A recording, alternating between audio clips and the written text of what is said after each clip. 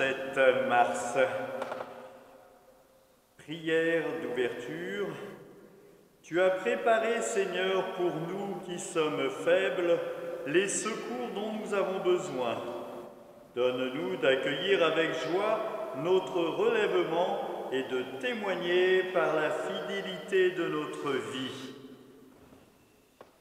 La première lecture est tirée du livre de la sagesse, chapitre 2, versets 1 à 12 et 22, le psaume 33, « Le Seigneur est proche du cœur brisé », l'évangile de Jésus-Christ selon saint Jean, chapitre 7, 1 à 2, 10, 14, 25 à 30. En ce temps-là, Jésus parcourait la Galilée. Il ne voulait pas parcourir la Judée, car les Juifs cherchaient à le tuer. La fête juive des Tentes était proche.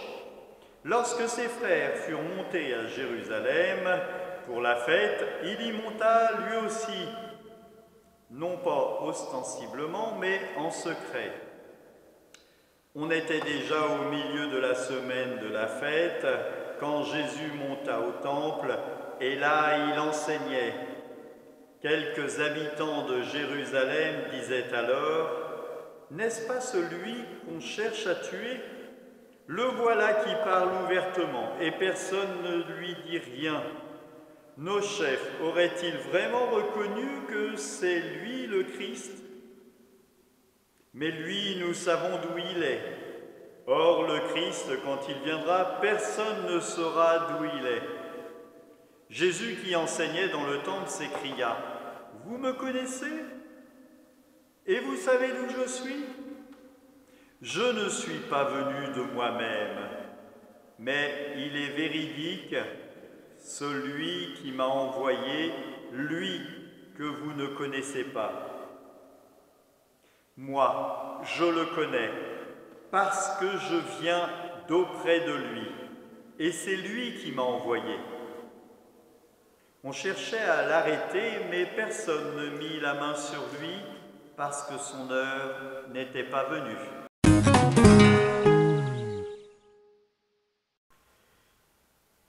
Jésus entre dans le temple. Il y rentre en secret parce que, on cherche à le tuer et son heure n'est pas venue.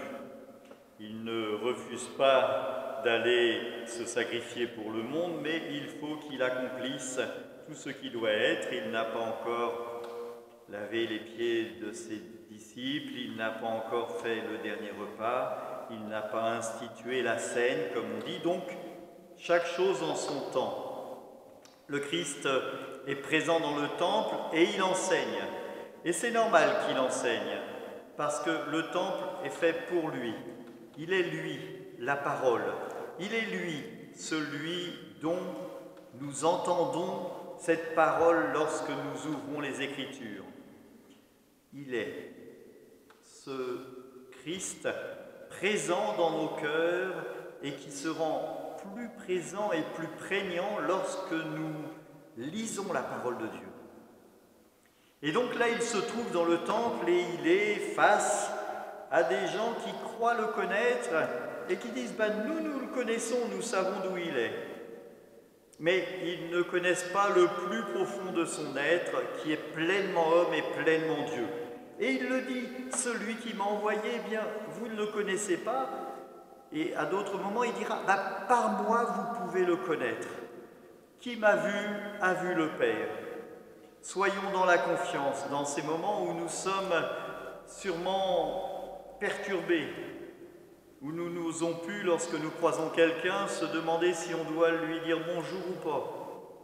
Eh bien, continuons de dire bonjour en gardant nos distances, en évitant de sortir. Mais si l'on croise quelqu'un, continuons de lui dire bonjour. Le Christ est, lui, celui qui nous sauve. Il nous faut donc mettre notre confiance en lui. N'hésitons pas que ce vendredi soit pour nous un temps de prière privilégié. Nous pouvons faire un chemin de croix. Sur cette même page, vous trouverez un chemin de croix qui est prévu pour les enfants, mais qui marchera aussi pour vous, j'en suis sûr. Que Dieu Tout-Puissant vous bénisse tous, le Père, le Fils et le Saint-Esprit. Allez dans la paix du Christ, nous rendons grâce à Dieu et surtout, restez chez vous.